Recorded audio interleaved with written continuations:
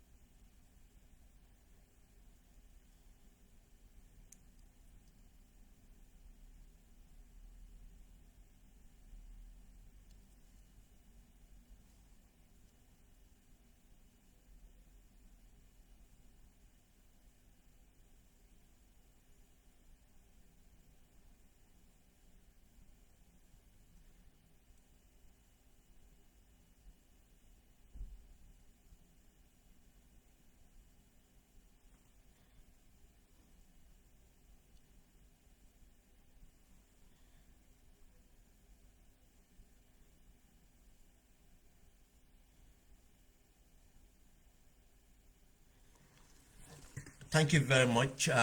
Today is the 22nd of December 2022. The time is just gone about 13 minutes to 6 o'clock in the afternoon in Birmingham, England, in the evening. Assalamu alaikum. We're back on the Open Gambia platform. It has been a while. I had some private business to take care of and kept me busy. Could not have come on live. But actually I'm still very busy, but I have to come on live today. Just a brief to look into, to ask these questions. Was there a coup in the Gambia? Was there a coup in the Gambia? And this is a very important development in our democracy. And the government had made claims. Government made claims, but it seems we have more questions to ask than to be reassured of what have transpired or what have not transpired or what's the motive behind this announcement.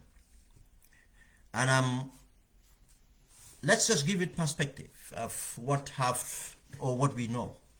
Because we are here to find the evidence. We want government to come out and tell us more.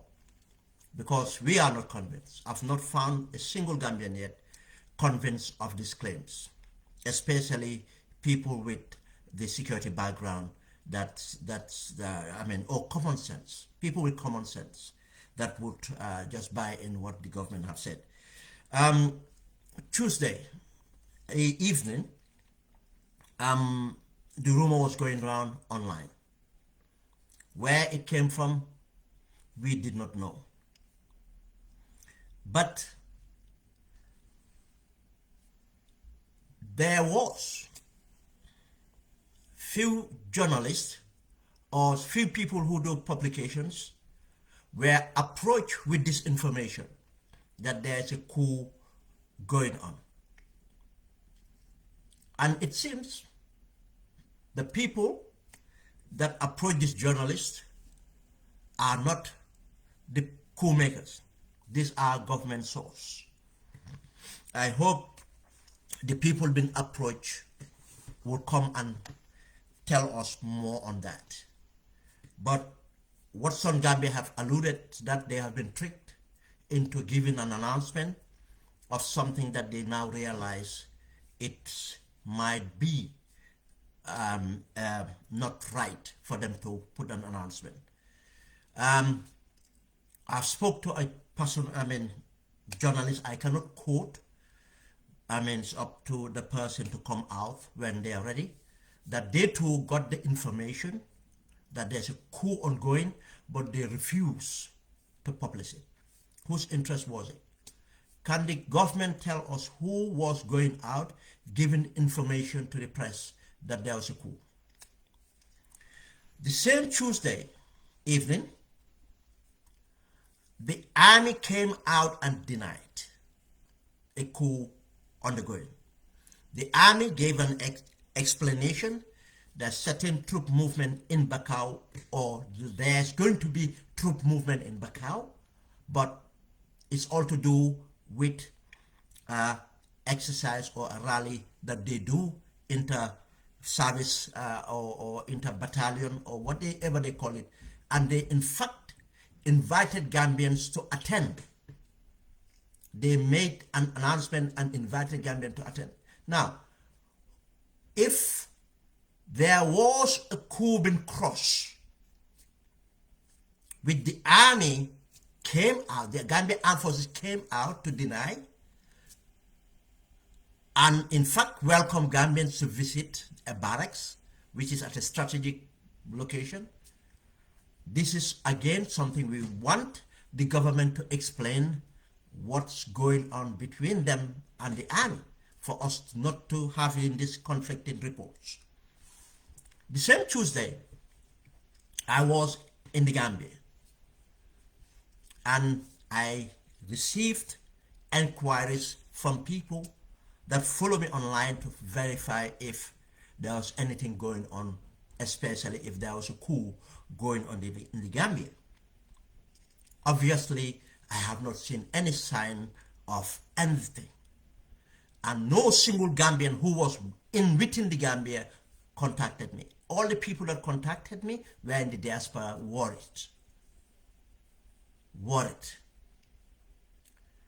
And around 10 o'clock in the night, I was leaving Gambia to return back to United Kingdom. We drove from my location in Bakau. We drove down to the airport. I have not seen a single movement of any form of any troops. I have not gone through a checkpoint. Even the police were just normal as we see two officers in the traffic, directing traffic or doing what they normally do. I have not seen anything to raise suspicion. And I responded, again, inquiry still coming. This was around 10 o'clock going to 11. I said, no, there's no concerns for me here. I've not seen anything that would indicate that there's unrest or there's likely to be unrest. We drove down to the airport. Around Yundum, there was none. Banjulun police station, there was none. Our vehicle was not stopped. The police were just normally doing their job. We went through the airport gates. Not a single soldier was at the airport gates. Not even a checkpoint was at the airport gates. Our vehicle did not even even stopped at the airport way because there's no reason there to stop. There was no one there to stop us. We proceeded the length of that road to the airport terminal. I have not seen a single economic soldier. I have not seen a single Gambia Army uniform soldier or anything. It was quite normal airport operations. I have not seen any heightened sense of security with the police, with the civil aviation, with some of the SIS I recognize. They were just normally doing their routine. I've not seen anything alarming at all. Because I went very early. I stayed till our flight departed. And after 2 a.m., I have not seen any movements. Not the tarmac, not anywhere at the airport. Which makes me really. And I just said, it's just one of those rumors. I just left it at that. And obviously, when the army came and said nothing, and the TNT came out and verified, and obviously he got the information and verified, and the spokesperson said nothing was going on. Now, that was my experience, and I was shocked to see a press statement from the Gambia government spokesperson, the president's spokesperson, claiming that the Gambia Armed Forces with economic and so on have crossed a coup, which is very strange. But again, we want to have the evidence. How imminent was a coup for the Gambia government to come out to say they crossed a coup, they arrested soldiers, and some are on the run? Basically, that's what they said. Sankare signed a press notice. I thought, to be candid, I thought it was a fake press release until I see reputable papers repeat it, and obviously it stayed. But to my dismay, I thought probably no, still there was an update. Surprise, surprise, the update even opened more questions than answers. The update said, let me look at the update, because I even could not just believe that a government would release such an update on an ongoing operation. I could not believe that the update was written by a government or former government, which said, update version of the alleged coup plot. The Gambia government statement on alleged coup plot by soldiers of the Gambia National Armed Forces, GAF. Banjul, the Gambia government announced that based on intelligence report that some soldiers of the Gambia Army were plotting to overthrow the democratic elected government of President Adama Barrow, the GAF High Command is in a swift military operation conducted yesterday, arrested 4 soldiers linked to the alleged coup plot. This was the same armed forces, they said, invited people to come the next day in the morning or to attend what they call a rally. This needs to be clarified. But it continued to say, those arrested are Lance Corporal Sana Fadera from the Gambian Navy as the alleged ringleader of the coup. This is worrying. For I don't believe that a government would have something like this printed. Have the Director General of SIS read this press statement before being released? Have the Chief of Armed Forces read this, Defense Staff read this statement? This is the questions we want to find out. Who wrote this? Where did this intelligence come from? Did they verify What sort of intelligence would tell you that a lance corporal is in charge, is a ringleader of a coup against a democratic elected government, not a dictatorship? A democratic elected government with the presence of foreign troops who are there mandated to stop a coup. A lance corporal was the ringleader. It continued to say,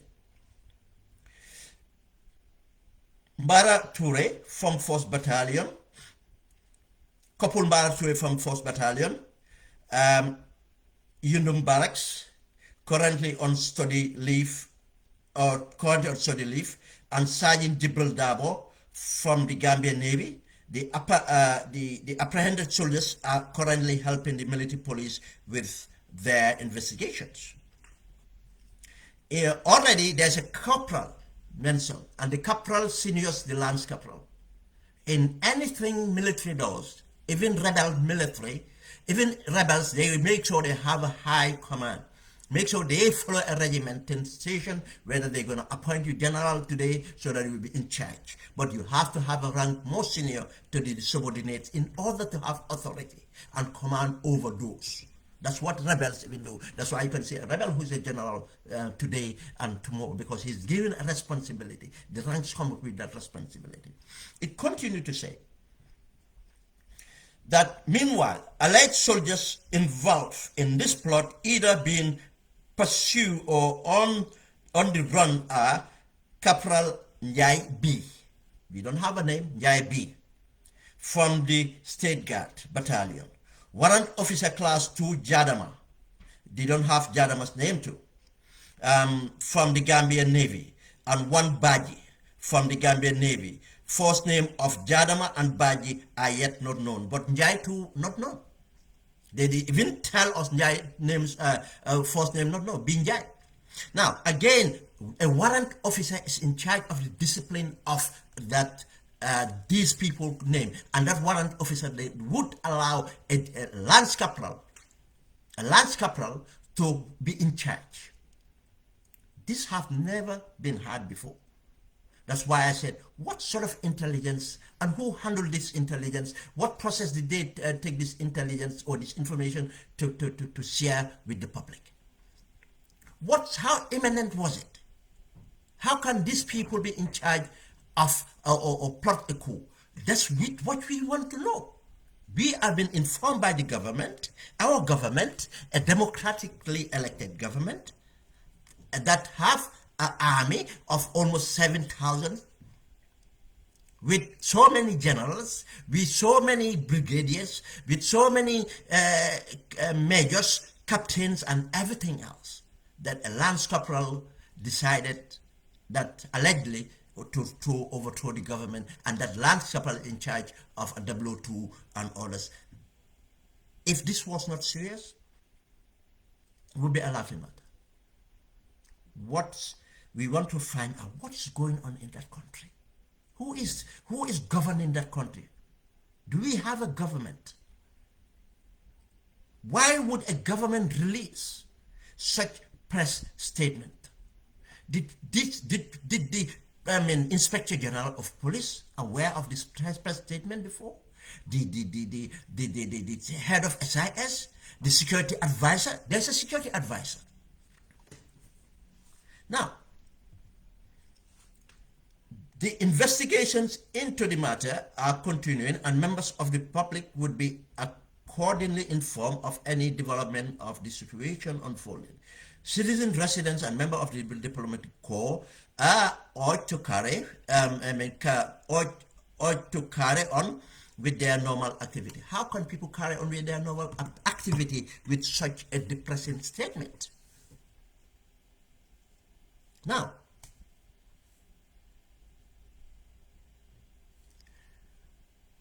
was it a coup? So far, this is not convincing. This is raising more questions. That's why we're asking these questions. Another question I want to ask. People might ask, why would some people be arrested then?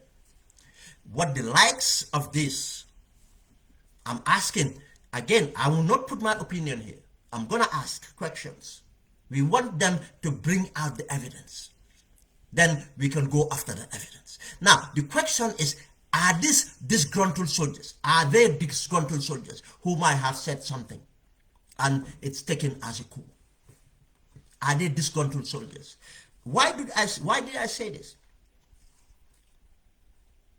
We all remember in 2018, I think, when there was a WhatsApp group of soldiers who happened to be all from the same tribe, who were said to be loyal to Jammeh, who were alleged, accused to wanting to overthrow the government, and they were arrested and taken to a court martial, and the court martial found them guilty. And I said no. I've shared it on my timeline today. Again, I said this doesn't make sense. To utter something, to have the intention, have to be proven. To say something doesn't mean that you have the intention to do it. It has to be proven. We live in a democracy. Yes, soldiers, citizens are to be responsible and to be disciplined. But disgruntlement do bring out certain feelings out that does not really mean any intent. And hence we live in a democracy. We should make sure we police our people by the rule of law, not as in a police state. When those people were taken to when they appealed their case to the High Court, what happened? The case was thrown out because they have no capacity and they have not commissioned. There's nothing out there to tell you that these people were ready or they have the intention to overthrow. Now this even is worse. That those people we even heard about that they made claims. They had a group and some of them were senior NCOs, but not in this case. Only one NCO have been mentioned. It's not even clear which NCO is it. And they said one badge. Now, how many badges would be in the army and be threatened? And how many badges have been looked at suspiciously? Why do you release an information incomplete? What are you in a rush for? Do you what you haven't given us anything else but just name individuals, citizens, serving soldiers. You cannot even have their details right. Are they not serving under a unit? How difficult it is to verify? How big is the Navy? How big is the Army? What unit do they serve? Is it difficult to find out their platoon commanders? Platoon sergeants? Regimental sergeants? How difficult it is? Why would a government, entire government, come out with a statement as such? These people should be responsible of our state. We are in trouble. But let's move again. Is it disgruntled soldiers being accused? We don't know. We want the evidence from the government. Why would a government publish something very premature? It seems as either it's premature or it's been fabricated. These are the only two conclusions that Gambians across the common consensus have. Is there even a coup? That's the question. Because there's nothing absolutely. Is it fabricated? Or did something happen? It's just prematurely something. It's just about disgruntled soldiers. Knowing whose benefit is it? Who's going to benefit from this? That's what we as citizens need to ask this question. And need to ask this question to ourselves. We have to be critical, but we need the state to answer this question. Whose benefit is it to announce a false coup? Whose benefit is it to announce a coup that's premature, that have nothing that you can prove? You need to prove it beyond reasonable doubt. Does these people have any command? According to their ranks, they have no command. They are not even known, well known. One of them is even a part-time soldier. He's spending more time in the university than in barracks.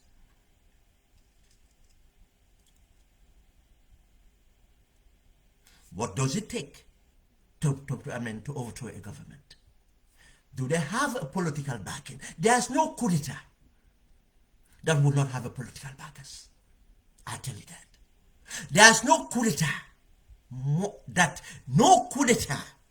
have non-imperialist backers. I'll tell you that. If anyone tell you, oh, this coup d'etat, every coup d'etat in Africa have an imperialist backers. Be it Yahya Jammeh, be it anybody. For any coup d'etat would have an imperialist backers. Why would anyone, or what sort of capacity would one need at the present of a contingent of foreign troops securing strategic installations, be the airport, Nigerians, be the seaport, Ghanaians, be the state house, Senegalese, an economic base opposite a strategic base in Bakau? What do you need? Why should a statement like this be published when all these things, questions are not being asked? Would a landscaper just dream of it? If a landscaper will make this statement, does that mean that he have the intentions? Now, whose benefit is it? Why a government in the middle of the tourism? This is the time. This is it's December, the busiest weeks of the year for the hospitality industry. For the hospitality industry, for the government to be reckless, because I call it reckless, because if we cannot see the evidence, it doesn't convince anybody. But again, the tourist hospitality industry, but again, for a government to come and announce with their alphas and everything that a landscaper was to overthrow. What state of governance do we have? For this is another question we need to ask. For a landscaper even to think if it was true. Is it the weakness of a government? And if I say weakness, doesn't mean muscles. It means legitimacy. That government that is serving, meeting the demands or expectations, or managing the expectation of their people. That's what I mean about strong. Now, whose interest it is? We need to ask. A week ago or two, we know certain governments have, especially the Gambia government was one of the leads, and the president of ECOWAS, who is a Gambian, Mr. Dr. Toure, have put it up to say that they need a Gambia and Bissau are the lead nations that put it to ECOWAS to have a standby force to counter coups. Now we only asking questions. This is not an opinion. Is it a reason for this false flag? Is it a reason that, oh, some soldiers are disgruntled, they said some statements, someone had the statements and run to the so-called intelligence, and oh, we got this, is enough? Intelligence don't work like that. We got information, it's enough. Oh, we take the information, it's intelligence, or a coup d'etat. We can run this, it's good for us. As a government, the government would neglect everything that this is not good for, but it's good for us so that we can say, you see, ECOWAS, we will need a permanent peace standby force, which we are not going to discuss today, but we discuss another day. What does that mean and how stupid it is to say that you need a permanent standby force? We're going to discuss that another day. But do they think that this is a good Again, it is the time that the parliament activists and politicians, the GDC leader and others are questioning the continuous stay of ECOMEC in the country. Is it again a convenient story they had? Someone made a statement. Someone lied about a statement. We all know that we don't have reforms. We still have the liars that lied. We have seen we have witnessed the TRRC. Fabricators. Is it another form of someone fabricate something? Someone benefiting from fabricating and just run to whoever matters? We need a parliamentary inquiry on how did the government come up with this. This should not be led to just to go off. Where did they get the information from? Is it to prolong economic stay? Many Gambians are asking this. Again, whose interest? Is it a tendency of what? Because the government seems to be losing legitimacy for many reasons. We have questions of the elections now coming very clear that the government legitimacy has been questioned, that elections from parliament in Senegal to many other indicators that they have not won an election. Is the government undermined, panicked? Now they want a false flag in order. Is it because of the government failure to deal with the crisis of living? Is it the government failure to deal with the crisis of the corruption of the central bank, corruption everywhere, of the police, of every level? Is it the failure of the government to deal with the cartel? What is the problem? Now, does the government want this false flag in order to justify repressive laws? To go after people that are vocal? Is it a false flag? It's questions that needed to be asked. Again, we have seen the frustration. Evidence again that the president, Barrow, has said that he want to do what? The check and balance we have. When we had the devolved administration governments, we create local governments in order to empower governance from the grassroots. He's not happy because of his insecurity, legitimacy, again losing elections, parliamentary, in these strategic locations. Now the local government come in. Now he said that he is ready to do something illegal. How is he going to do it? To appoint governors. Even the white people moved away from that. Even the dictator moved away from that.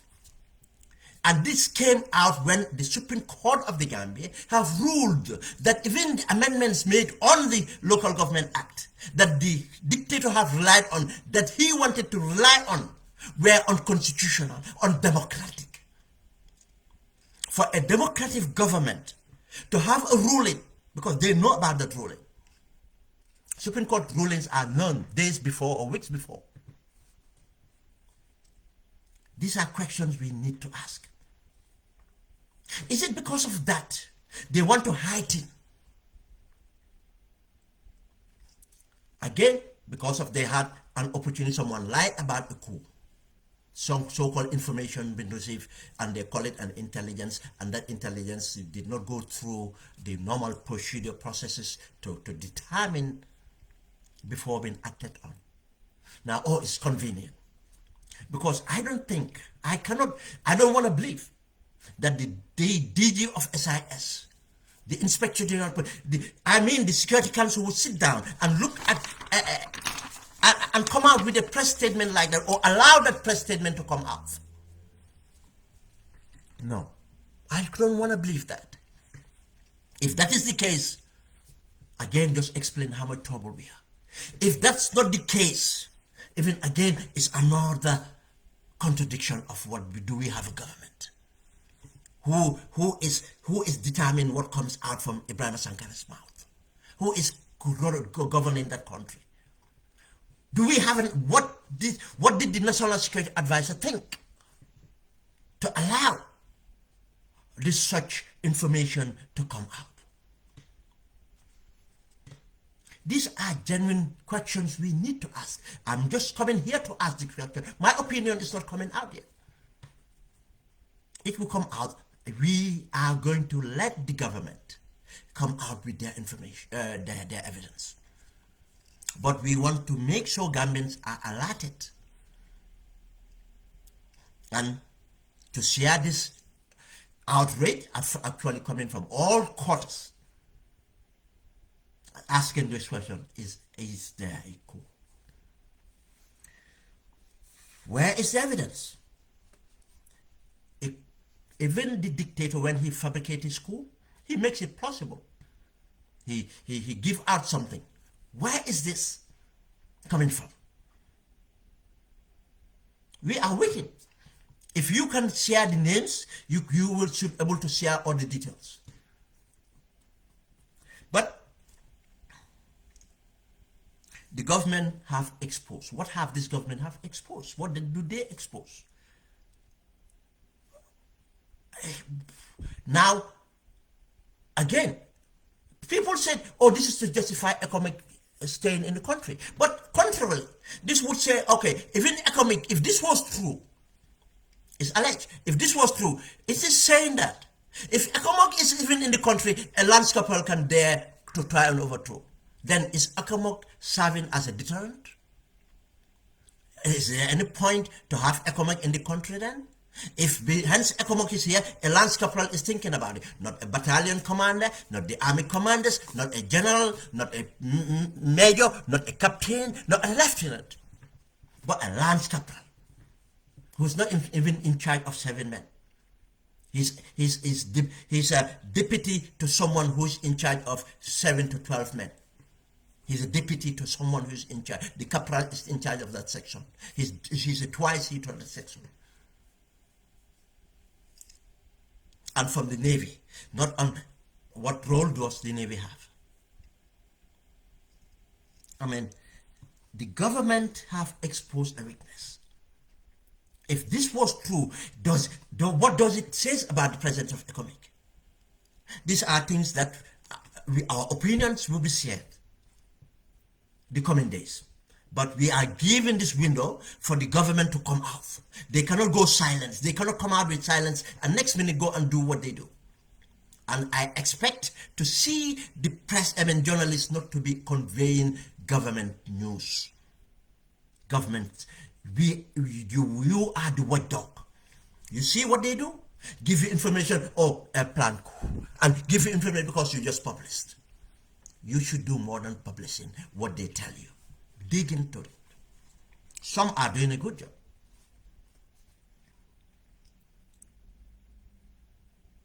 What is the state of our national security? Every Gambian should ask this, especially stakeholders. What does this say about the state of our national security? Security is about governance. If we don't have a government who's fit for purpose, a government who cannot determine what is genuine or not, or what should be shared, a press release. Government cannot.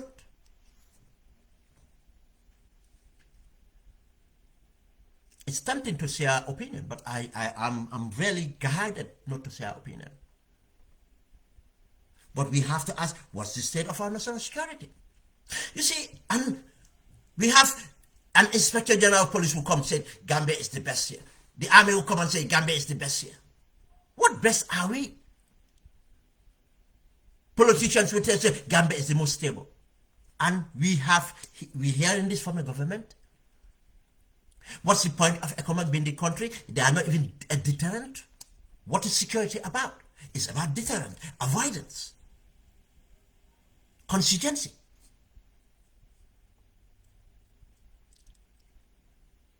What does this do with investor confidence? A country, the Alliance Corporal, is accused of wanting to overthrow the government, a democratic elected government, a government backed with an armed forces, a government backed by contingent of foreign troops. What's the justification? But don't be lazy to think, oh, this is no. It's in both ways. If you look at it, this is a justification for ECOMOG to stay on. Then you should ask yourself, what is the point of ECOMOG? Because if people dare to do it, then what's the problem? The problem is not about soldiers. Then the problem is about governance. Why? Why in need? Why would anyone want to do something that illegal?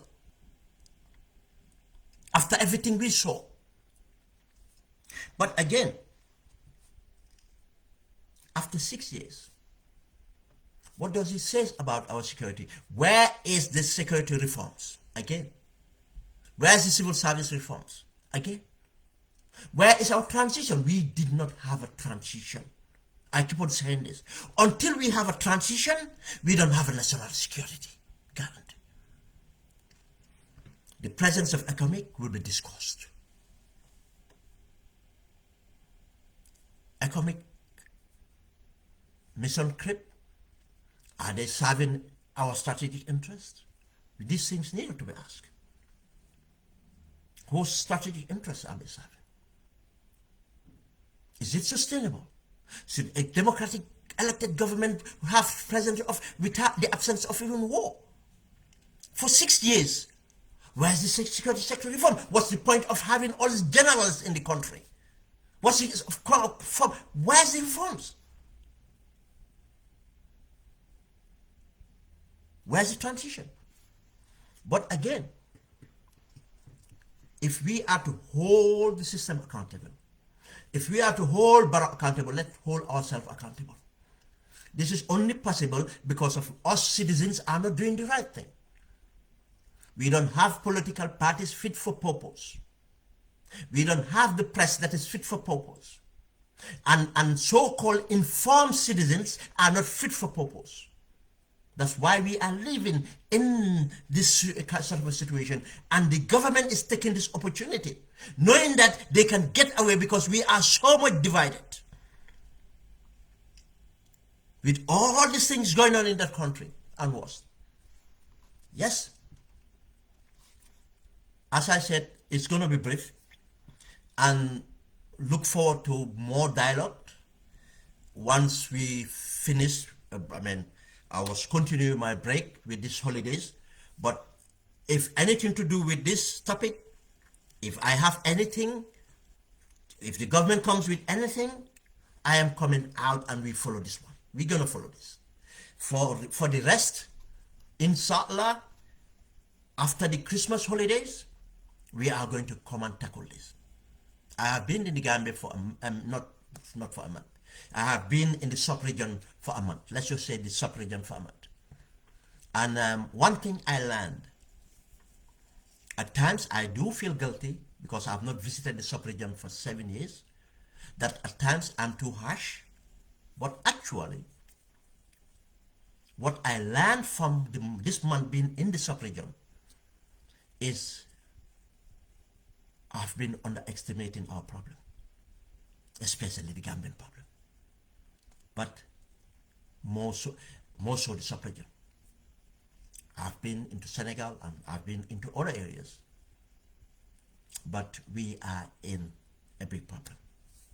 And I hope that Gambians would wake up and be conscious to take serious matters and stop this divisive politics and concentrate on things that needed to be concentrated on.